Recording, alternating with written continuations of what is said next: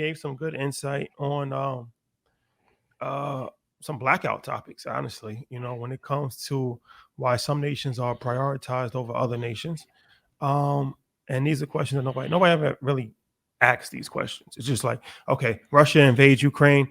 It's a number one priority to protect Ukraine. And shout out to We gonna everybody. talk about that on Blackout.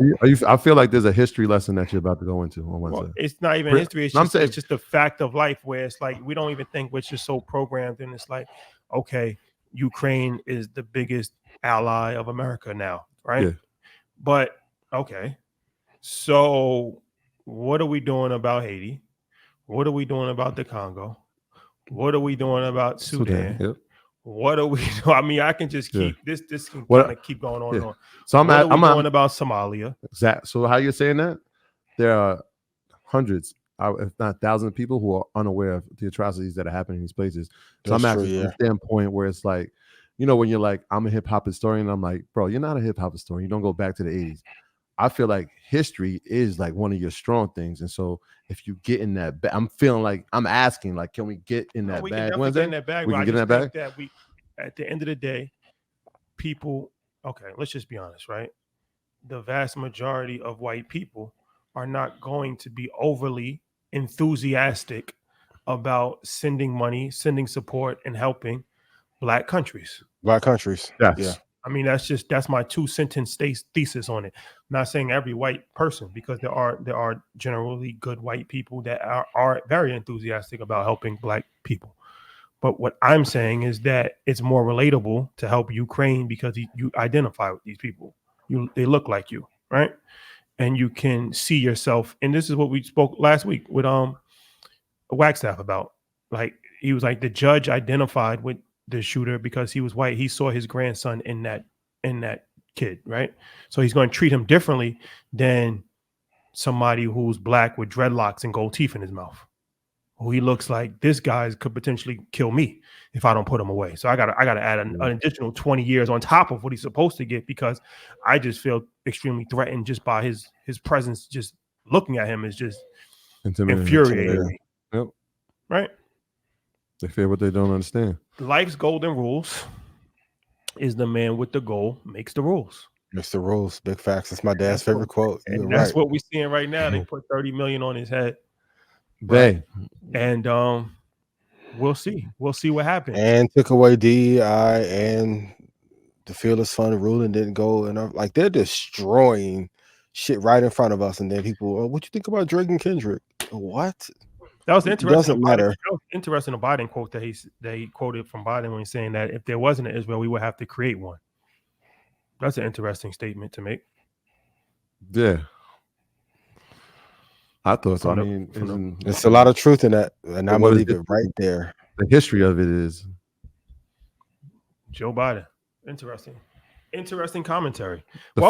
Founding of a country. You think he'll have a lot more commentary after like November 5th or 6th? Joe Biden or Bowman? Joe Biden. Well, he's gonna need more commentary before that. If he's able to talk.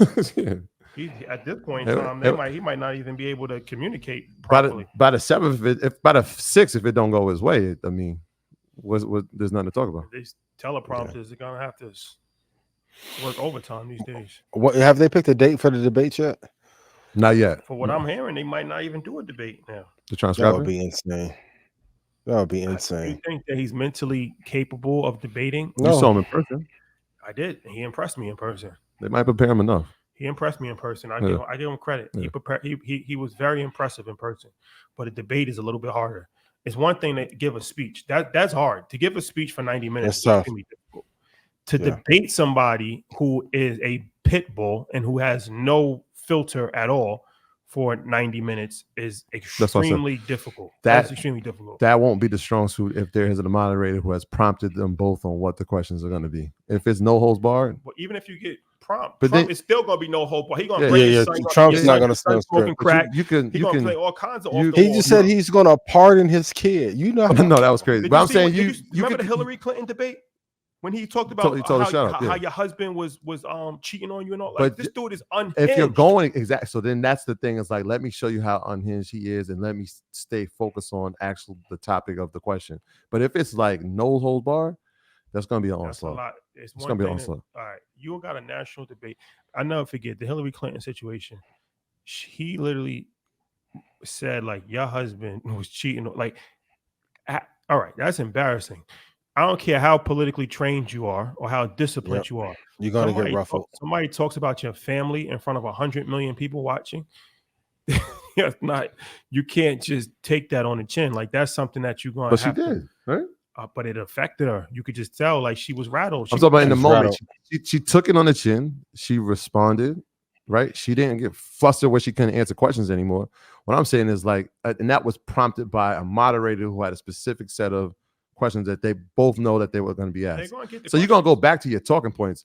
If you don't have somebody that's like controlling that, and there's no talking points. When he says your son's smoking crack in the White House and it's your fault. Where's that coming from? How do you respond? I'm saying, where's he coming? Where's that coming from? Inside of it's just he's just going to throw it out there. It don't got to come from nowhere. What do I think he's going to do? They could be talking about Russia, and that's what he's going to segue into. He's going to laugh and try to spin it to something else. That's what you're gonna do. It ain't really no laughing matter. It's not. It's not. No, in the White House. It's not a laughing matter. Really but you said no, it's not. But you asked how do I think he'll respond? I think he'll laugh it and then spin it into something. So if somebody was talking about your son, I'm not running for president. Somebody talking about my son, that's going to be a different situation. But you just said that you're going to laugh about it. No, I said he's going to laugh about it. You said, how do I think he will respond? We'll see. Not how I will respond. I personally don't think that he should do a debate. I don't see any benefit in Biden doing a debate. I don't think, if I was advising him, I would advise him to not do a debate. Because like I said, he'd be the first president in modern history to not do one, right? Hey, that's okay. Yeah. We breaking also yes, modern history. Yes. He'll be the first president with 34 felonies in history. So it's like throw the rules out the window. Like, throw the rules out the window. Once you get convicted of 34 felonies for paying off a porn star and still are winning. Crazy. Oh, shout out to those y'all who were like, oh my God, how are you joking about the Brittany Renner thing? It's not a joking topic. You go change the world. Like I did. Have your shot at it. You know how hard it is to be this accurate and informative and funny? You go change the world. I don't see you running for nothing, just running your mouth. Stop it. Go help our people in some way. Please. The choice is yours. Please. A choice in a This political season is going to be interesting, though. But maybe they'll, swing the election their way. He had the most votes ever in history, right? Like, bro, stop. We're going to just flat out lie. You have more votes than Obama? Oh, okay. Got you. I want to see documentation I'm interested to see it. We got we are officially, you better bring us some more migrants. What is that? 4 months away? 5? Yep. I think 5. 5. 5 months. 5 months. Yep. Republicans, Democrats. It's an interesting vibe that we're in. RFK, what's he doing? No more shows going? He got a big interview actually coming up. I'm gonna tell you about it. Yeah. He got it. Does it? Okay. Yeah, he did does. an interview with somebody that well. Yep. Not Adam 22, did he really? No. Not like. Oh, okay. Yeah. Oh, okay. Well, yeah. Wow. Yeah. Got you. Yeah. That should be interesting. Wow. Okay. Shout out to him. All right. Last question. Which stocks do you recommend for weekly investments during the month of June? The ones we talked about. Stop worrying about investing for the short term because you want to take some chick to Miami to Sexy Fish. Sexy Fish ain't even that much of a vibe. Go to Poppy Steak. No. AMD, Apple, Microsoft, Nvidia, AMD, ASML. I don't care about the short term. Short term bags are not good. I want you to get a big long term bag. So, great question. These are just jokes written by 85 South. I'm not being pompous or flippant, but I don't want you to be thinking about weekly investing. I want you to be thinking about investing for the next few years so you can change your life. A friend of mine just texted me actually. He said, Ian said, get NVIDIA in the 90s. The FOMO was killing me. I'm assuming he's referring to the 90s as far as a pullback to the 90s. Yeah. We'll get it now. Cool. If you don't want to wait, get it now. Get it now.